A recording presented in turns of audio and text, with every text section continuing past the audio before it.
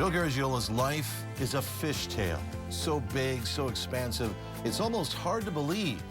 We've lost him, yes, but we also had him, and that's a beautiful thing. For 20 years, he was the voice, and maybe more importantly, the spirit of baseball in Arizona. I love all of you. Greatest fans going. Joe Garagiola spent a lifetime making self-deprecating observations, mostly about his own playing career. But let's be honest, 9 years in the show and a World Series championship, well, that's nothing to sneeze at. It's hard to believe. It was 62 years ago that he retired from that particular phase of his career and then began another, the one that we know him for most, as a broadcaster, which led him to the Game of the Week and multiple World Series telecasts. But then, in 1998, he made another turn, which brought him to us. Does your friend have a name, Joe? No, in the 21st century, we're not going to have names. We're just going to have numbers. In the early days of Diamondbacks broadcasting, Joe Garagiola was a fill-in play-by-play guy. Well hit, that's gone. Forget about it. Listen to the crowd. By 2001, he returned to the first role he ever had on a broadcast, doing color. Joe was in the booth during a very memorable Father's Day telecast. And you see Tony Womack, tears in his eyes. He lost his father a little more than 3 weeks ago. He's crying. Yep. And Womack wasn't the only one with tears on that bench. That's a family down there. They go home to their real family after the game, but that is a family. Right there.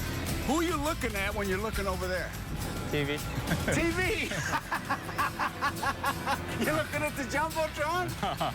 In 2010, without question, the highlight of my own career, a 2-hour sit-down interview at Joe's home Honey, they're making fun of you. that became In My Own Words. Are you an ex-ball player, broadcaster, or entertainer?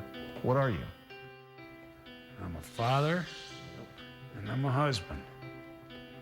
That's up here. And the rest of it is here. What am I doing? Whatever I'm doing, that's what I like best. Whether it's a game show, today's show, tonight's show, tomorrow's show, Sunday's show, dog show. Whatever you're doing now, do it and make somebody happy.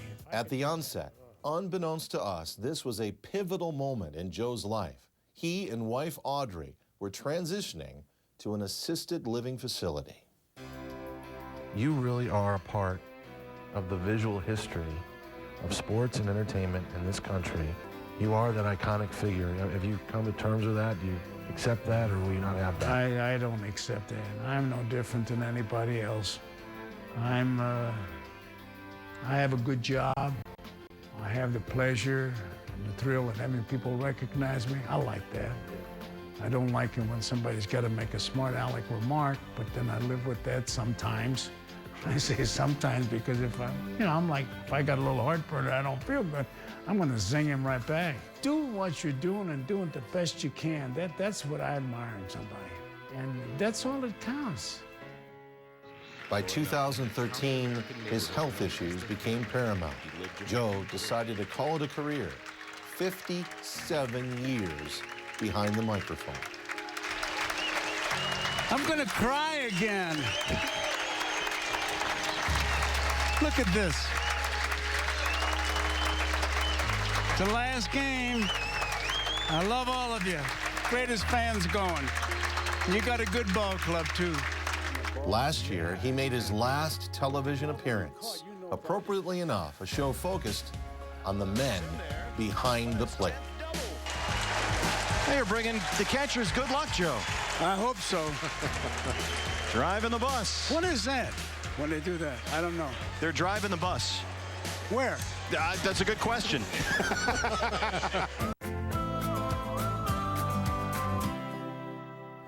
Mark Grace, you and I are of a certain age, and I think a lot of people of our certain age spend a little bit of time thinking about their own mortality, which is sort of part of our DNA structure. So with that, the loss of Joe Garagiola, to me, that was a kick in the face. How about for you? Yeah, Joe Garagiola has been in our lives Todd, well, honestly, before we ever met him. You know, if you were a baseball fan growing up, you felt like Joe was a family member even before you met him. And then, you know, obviously, coming out here, you got to meet him and get to know him. And you're right, it is a kick in the face. He's going to be sorely missed by baseball people and just by people of our generation. Well, I want to show you something, because for me, because of what you just said, I think you can relate. This particular moment in time was an out-of-body experience for me. They were saying Mark Grace is too old. How could you trade Travis Lee for Schilling? And who's Danny Bautista? Who's Miguel Bautista? And Colangelo gives him... Oh, no. Oh, that's how does that feel? I tell you, my head's going to warp now. Nice going, Gracie.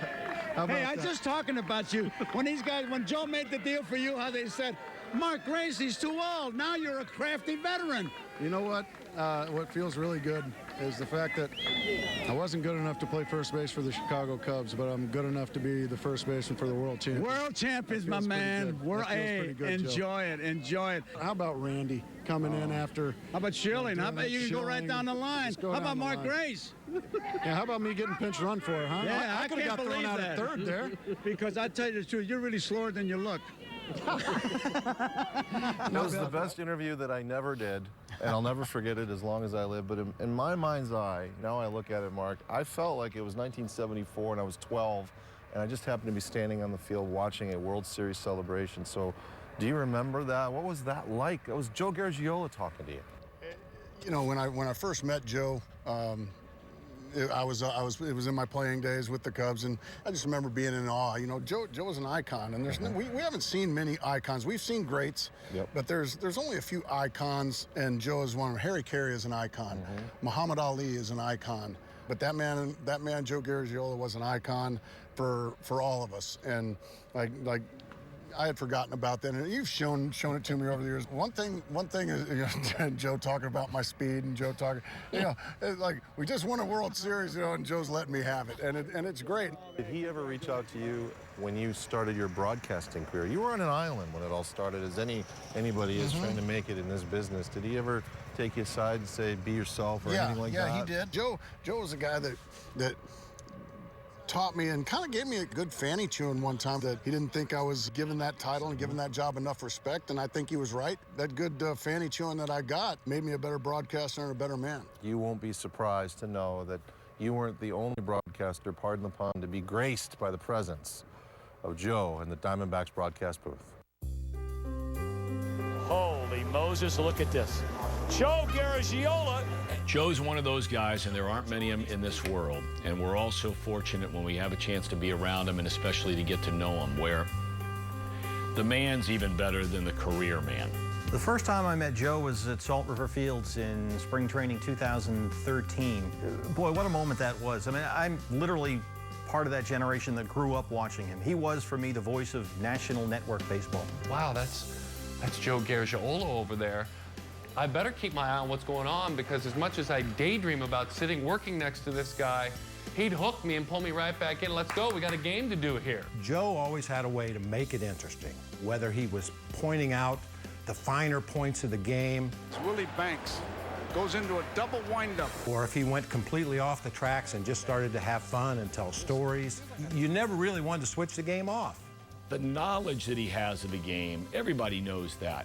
But it's the curiosity. That's the one thing about him that I was always amazed by. Curious about leads that guys would take. Curious about the way catchers were setting up. I would guess off that, I'd be looking for a fastball. That curiosity about Joe's mind, I've never forgotten it. It was Joe Garagiola Sr. who took me aside and spent 8 hours with me in his home the entire day, just talking about broadcasting. He took me down into his to his room where he had all his memorabilia. It is a day I'll never, ever forget, and I don't think I'd be the broadcaster that I am today had he not spent that time with me. This is an egg timer that Joe had that he used, and one of the things Joe told me very early on, critique my ball games on the air when I first started doing the Diamondbacks, and he said, you need to give the score more, Greg. You need to give the score. He says, I'm going to bring something in for you that's going to remind you. What I do a lot of times, I'll just put it right on my scorebook, so I have to see it.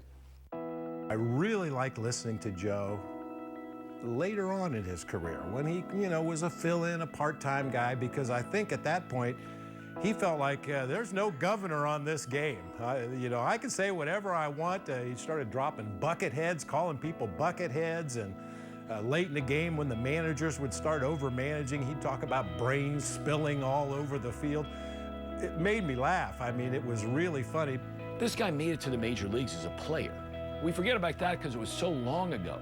I mean, that in and of itself is an astounding accomplishment to make it to the major leagues as a player. Well, he did that for a long time. Then all of a sudden, he goes into broadcasting. He's doing local baseball. All of a sudden, next thing you know, he's doing network baseball. He's going from St. Louis to New York, and now national games of the week. That in itself is an incredible career. Now, all of a sudden, it's the Today Show. And for anybody that's worked for 5 minutes in television, the Today Show is on the opposite end of the world as opposed to doing a sporting event or calling a baseball game. That is stepping out of his total area of expertise, but becoming great at that. So this guy's career is incredible.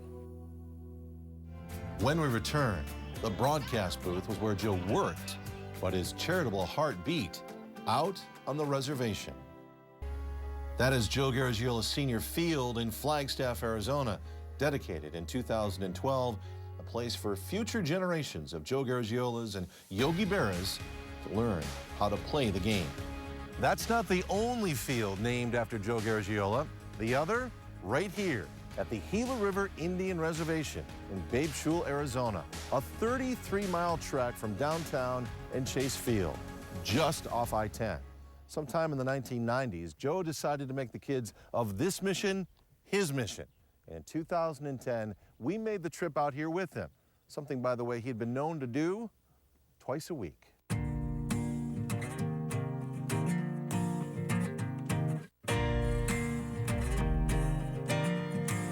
Whatever you're doing now, do it and make somebody happy. If I could do that, oh man, that's great. I mean, I wish you'd go down on a mission with me once in a while to see those kids. They'll pump you up. They'll pump you up. And these Indian kids, they don't have much. They do not have much. But boy, they pump you up. How you doing, my man? How are you? They're happy to be around. What? My family wishes you the best of health. Your family does? Good. I hope so. I need the best of health. I went to church at OLPH, and the ushers all knew me. And the guy said, you should have been here. There was a nun here yesterday. She really told it like it is. I said, what's her name? Geez, I don't know. I said, boy, she made some impression on you. So found out and saw the situation. I mean, it was bad. Backstop was down, the weeds all over the place, dirt field. School was a mess. And one thing after another. How are you feeling, Joe? Not bad. Legs are much better. Oh, great. I've often said I can mooch, but I was trading speeches for somebody wanted me for a speech. I don't want a plaque. I really don't. Better off if you say, Joe, if you come to our place, what will you take to make a speech? Well, right now, I won't take anything because I'm not doing it. I'm not up to it. But when I was, I would say, give me X amount of dollars and make the check out to St. Peter Indian Mission School. Well, we've been able to fix the rooms, learning center. This is one of my favorite spots because, first of all, the two people, Bill Keane from Family Circus and my friend Sparky Schultz, Charles Schultz from Peanuts. Look at this. Poor Billy, he's in his room all alone. And the kids realize that by reading a book, you're not alone. Hi, Joe. How you doing? How are you? Hi, Joe. Hi, sweetheart. How you doing? Okay. Well, like these kids now, when they sat in the computer room, for example, they really felt like we are finally arriving. They appreciate it. Joe They always really. said he wanted to make the playing field even. That when our kids leave here, they have a fighting chance in high school. We have 95% of our kids graduate from high school. That's pretty good. Okay, Sister Martha, let's just start with this. I have been told You were one of the first people to be called when Joe passed. And to me, that speaks volumes of the man. Am I right? Volumes. Yeah. What was that call like, and what was that moment like for you? I was walking into my classroom with my 22 junior high boys, and I caught my phone. We came from church, and it was on vibrate. And I saw that Audrey had called. Oh. And the kid in front of me said, "You don't look good." And I said, "I don't think this is going to be good news." So I called back, and she told me. And my heart just sank. And then all the sisters were in their classrooms. So I texted them, and they had the same sinking feeling. However, he lives on, and his spirit lives on right here where we're standing. So let's get to a couple of things, okay? If you get through this, I'm gonna get through this. All right? I don't know who's leaning on who here, but you've made him a saint, or you're in that process, right? No, we acclaimed him. Okay.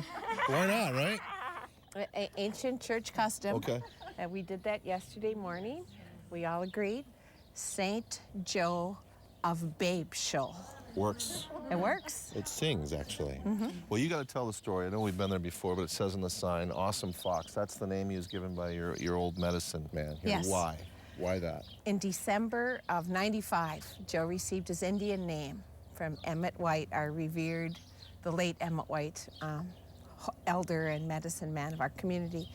And Joe said to Emmett, how did you come to this name? And Emmett said, "Because, Joe, you do awesome things for our community and our children. And Joe, you sometimes do it in a very sly, foxy way." Yes, he does. You have your ways. And Joe laughed and he said, "You're right, Emmett. Awesome fox it is." Well, one of those things that he did, and this is an update since our last visit, is that building right over there for the preschool children. He did the bus. The Shea Foundation did the building. Oh, they did that, okay. Yeah. But after we received our preschool as a gift, Joe called and asked how everything was going. And I said, "Joe, it could be going better because only 12 kids came to school today." He said, "Why?" I said, "Well, not all our parents have transportation, and they can't ride on our school buses because they don't have seat belts, and state law says our little ones have to be belted in." And Joe paused a moment. He said, "We can handle that. We'll fix that problem." And I said, "Thank you, Joe." And I told the sisters. 2 weeks later, the Little Angels preschool bus comes rolling in. And ever since then, we've had wonderful attendance, Sister Giselle. You said, quote, "The kids in there know they are loved." And that, I'm sorry, but it speaks volumes about you, too. That's what that building is all about. And that's where it all starts. That's the most important room here, isn't it? Mm-hmm. I mean, that is a monstrous statement for And me. that's a big lesson we learned from Joe. Mm-hmm. If you're loved and you're secure, you learn more. Yes. There's no question about it.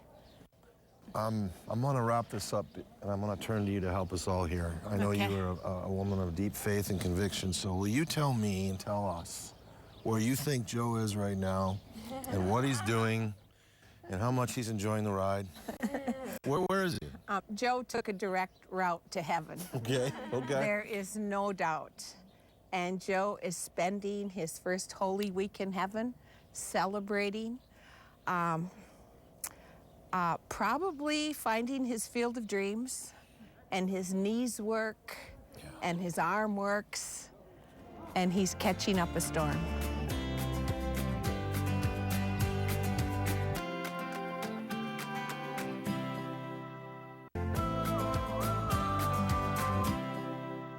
I think I speak for all of us. There'll never be another Joe Garagiola. Think of his career, groundbreaking in a sense. A player to the broadcast booth, that was unheard of back in the day. And then he rode the explosion of sports on radio to television, and he was at the very top of his craft.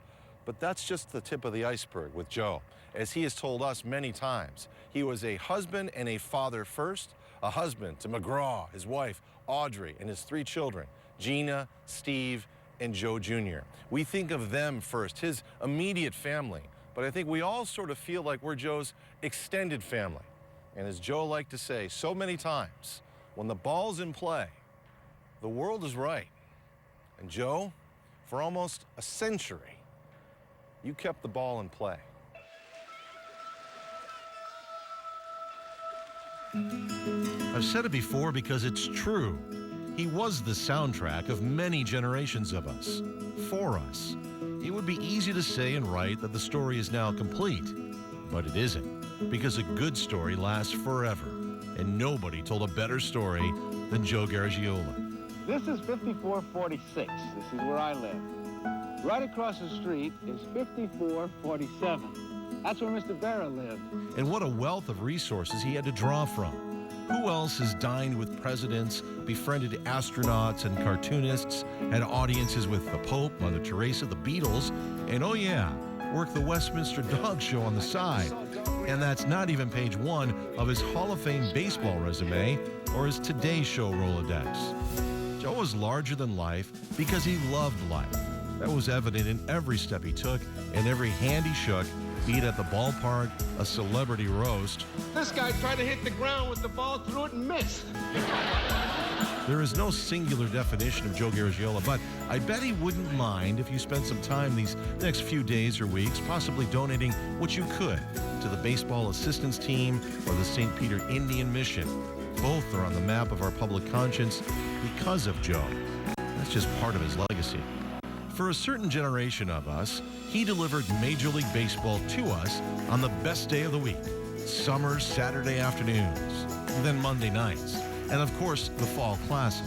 It was appointment television before we were told that it was.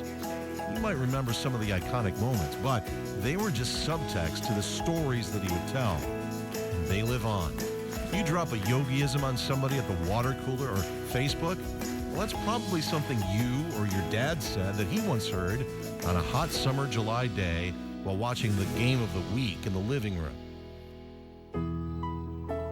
And how lucky were we here in Arizona to have had Joe literally at the very dawn of this city's major league existence. From a grassroots stadium campaign to a shovel in the dirt to the broadcast booth, then his broadcast booth, and a handful of unforgettable ceremonial first pitches along the way. Joe waving in tribute to this crowd. Now they stand. He became the first face of baseball in the desert, and it's not surprising or an accident that his son helped craft the foundation of the first ever World Series champs here. What a man, what a life, what a journey. He shared it with all of us in so many ways. I love all of you. Greatest fans going. And he did it with humility and humor and a glistening bald head that was just another foil to launch another story to last us a lifetime. He's gone from us in the flesh, but as long as you remember, as long as you can hear him, he lives on. A great story lives forever. And Joe would never admit it in a million years. But he's a great story too. From the hill to the hall and all points in between. So thanks, Joe, for sharing it and you with us so we could enjoy the ride as well. And boy, did we. Godspeed to you, Joe Garagiola. We'll take the rest from here.